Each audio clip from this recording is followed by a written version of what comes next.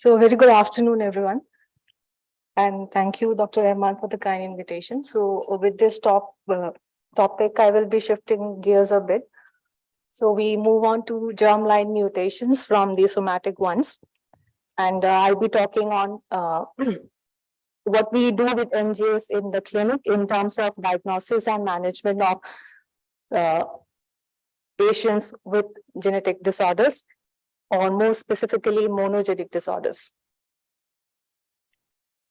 So my talk will be covering just a few slides on the basic fundamentals, which I am sure have already been covered in the previous talks. I'll be illustrating some basic principles of clinical applications through illustrative examples, and also discussing a few cases where complex issues regarding testing arise. So just a brief overview, I'm sure everyone knows this. So I'll be focusing mainly on exome sequencing because that's the area where the modality that we use most often in the clinic. So for that, we need a capture kit which targets our area of interest, and depending on that, we get the how many genes, etc., and panels and the downstream bioinformatic analysis. So if we have such a family with hereditary breast ovarian cancer, our question is what testing should be ordered?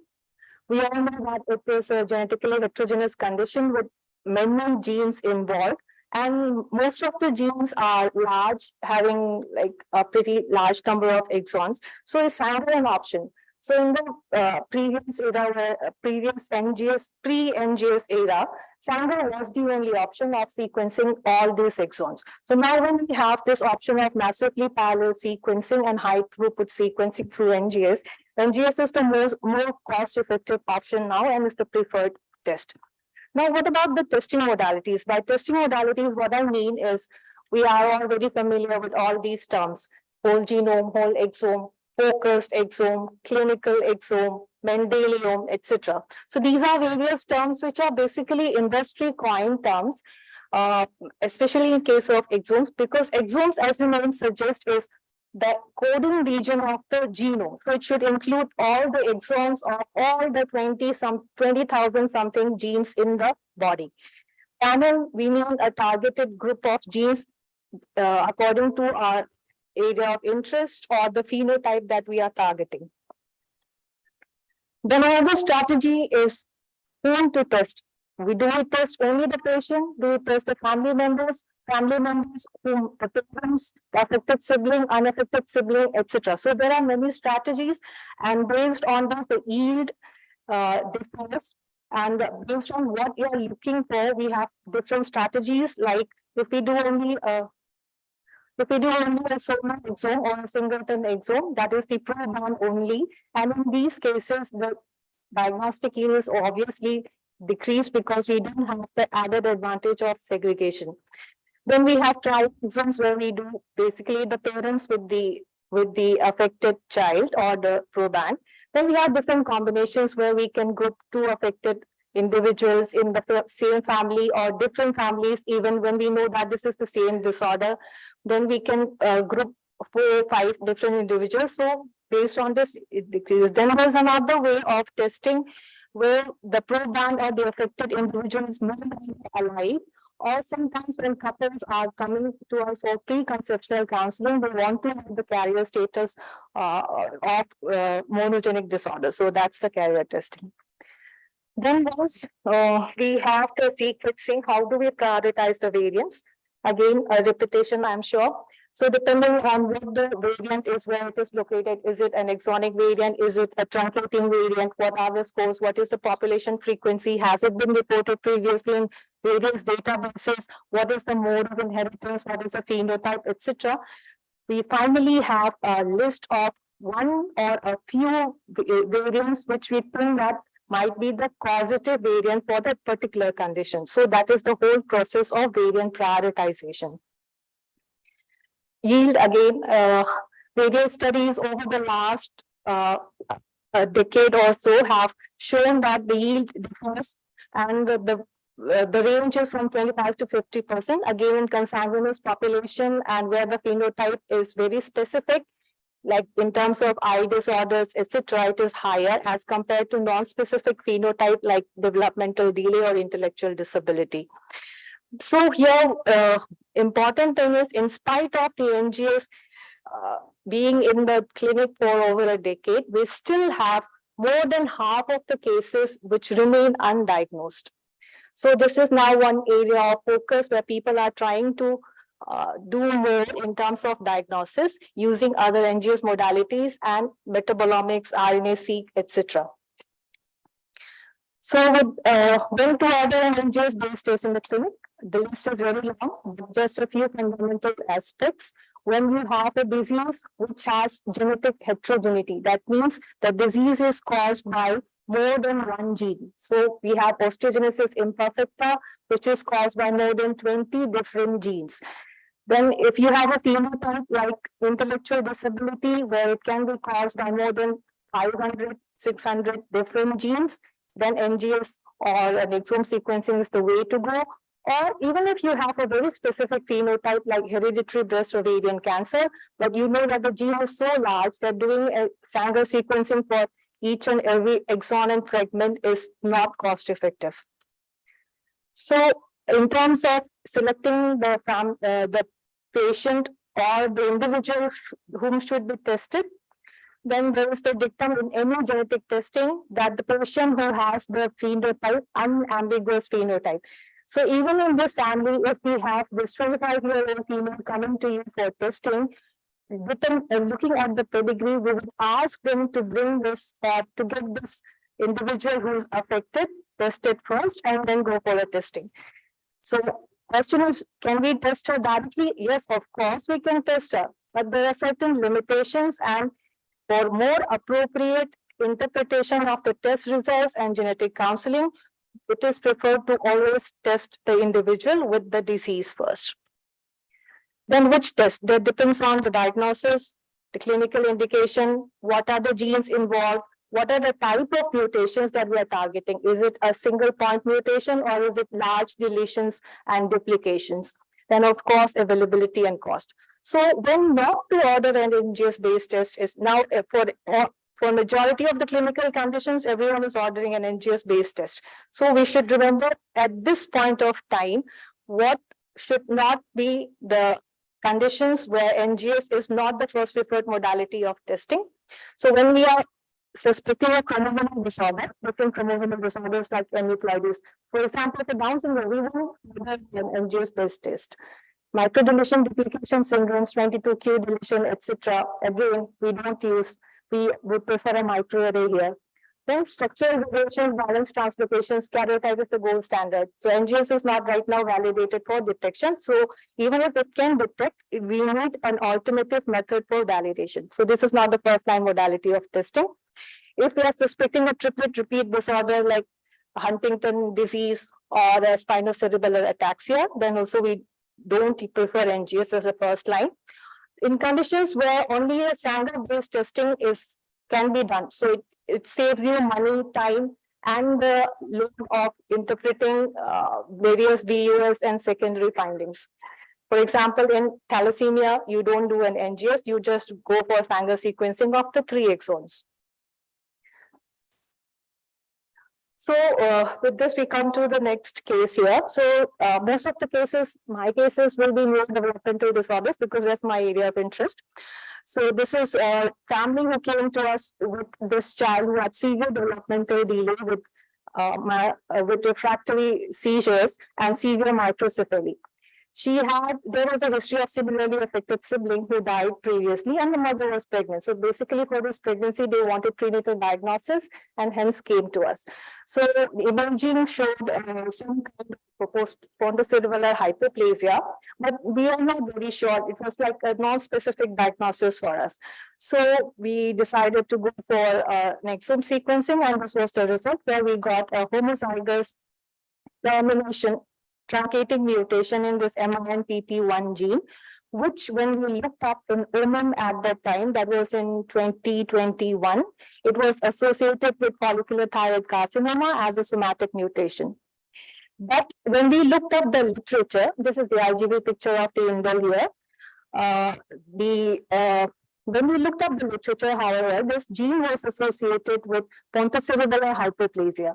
So when we reversed phenotype our case and reviewed the MRI, there was a specific finding of basal ganglia hyperplasia, which clinched the diagnosis for us, and hence this was classified as a causative variant, a pathogenic causative variant, and a prenatal diagnosis was provided to the family.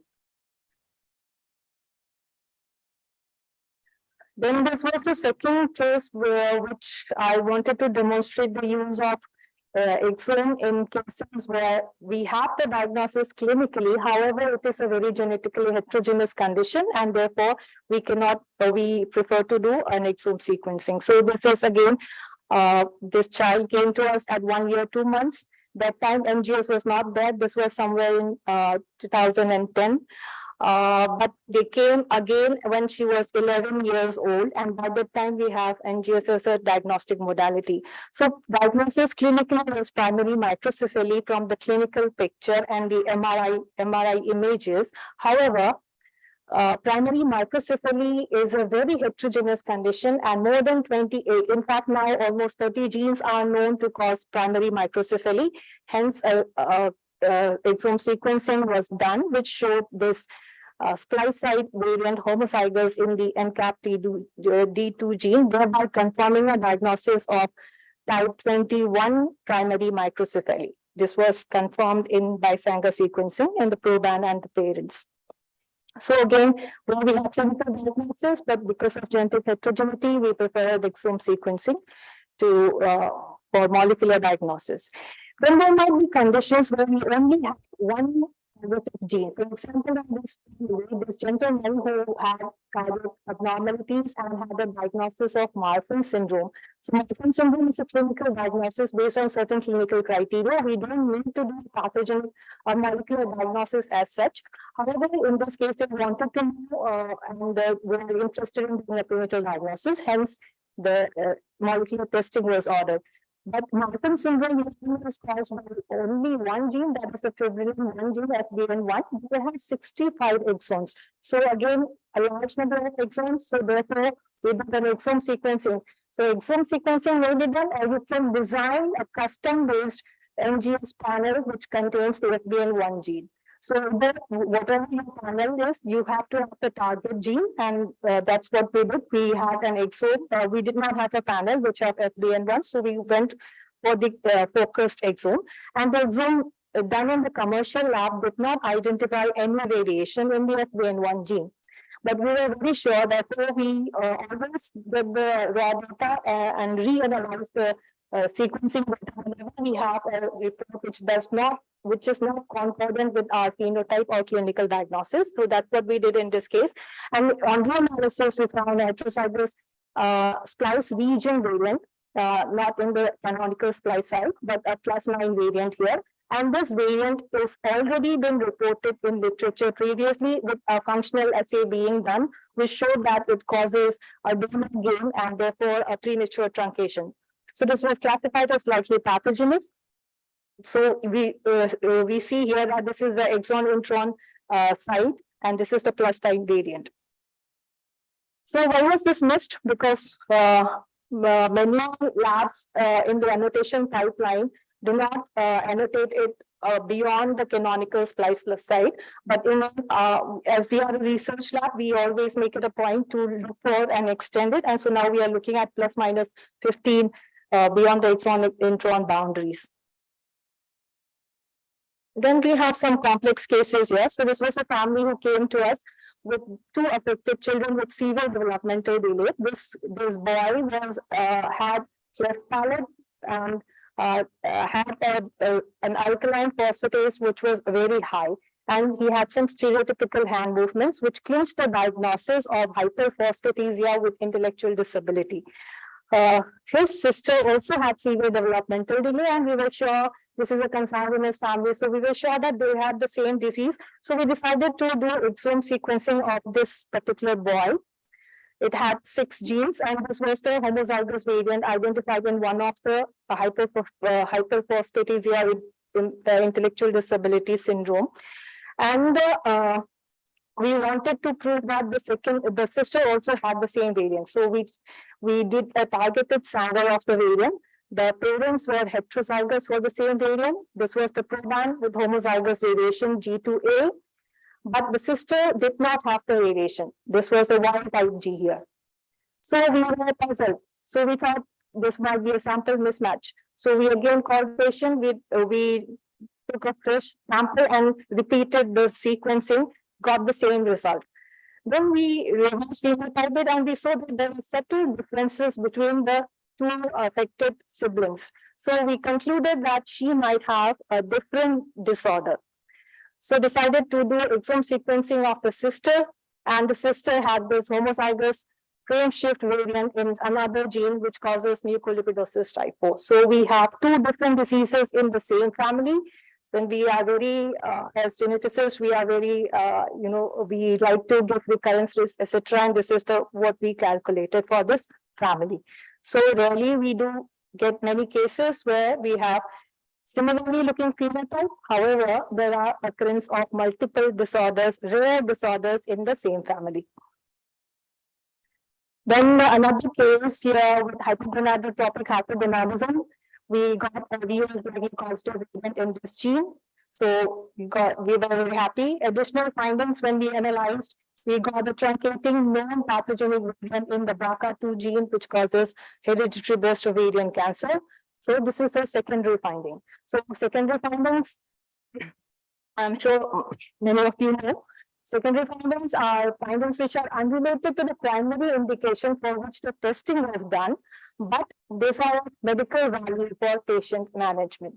So the ACMG have come up over the years with various list of genes for which you need to report a pathogenic or likely pathogenic variant in the lab. These are just guidelines. So many of the labs in the West follow this. In India, it is yet to catch up, but we sure will be there in the next coming few in the future, near future.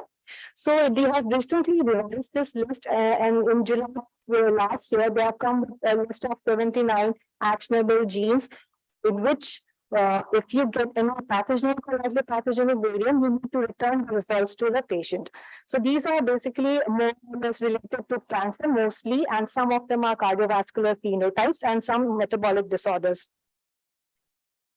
Then we have this last case of osteogenesis imperfecta. So clear-cut diagnosis, nothing. So we thought we will get it, but in the whole exome sequencing, we did not find any relevant variation. And as a protocol, we checked for coverage of all OI genes. Everything was normal. We did the CNV analysis from the whole exome sequencing data with nothing, no deletions, no duplications, which were relevant. So what could be the possible results of such an uninformative or negative exome sequencing? So they can be because of technical limitations or issues or interpretation issues. So technically, we all know coverage issues. Full exome does not mean that it covers whole of the exome. There may be areas of less coverage or no coverage. So the causative variant may lie outside this sequenced regions. There might be structural variations, large deletions, which are beyond the scope of detection from exome. Again, various calling issues, etc. And interpretation issues are now the bottleneck.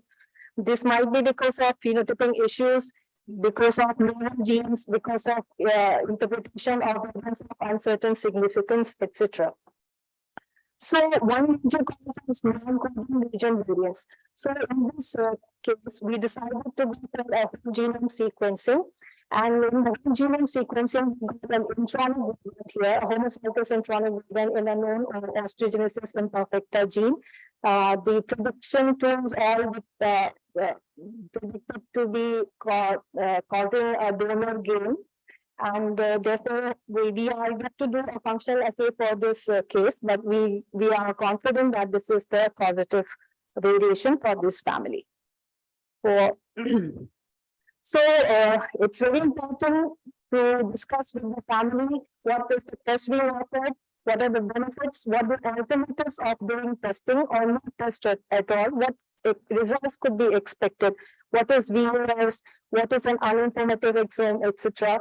Then secondary findings, whether they want to know, then they might, so that they're better prepared when the results come, limitations, then there would be need for subsequent segregation testing in the family once the result of the proban comes. So you need to tell all these points to family so that they have a better understanding and are prepared for it. Then once you get the report, please critically analyze all the reports, irrespective of what the reporting lab has written in the lab.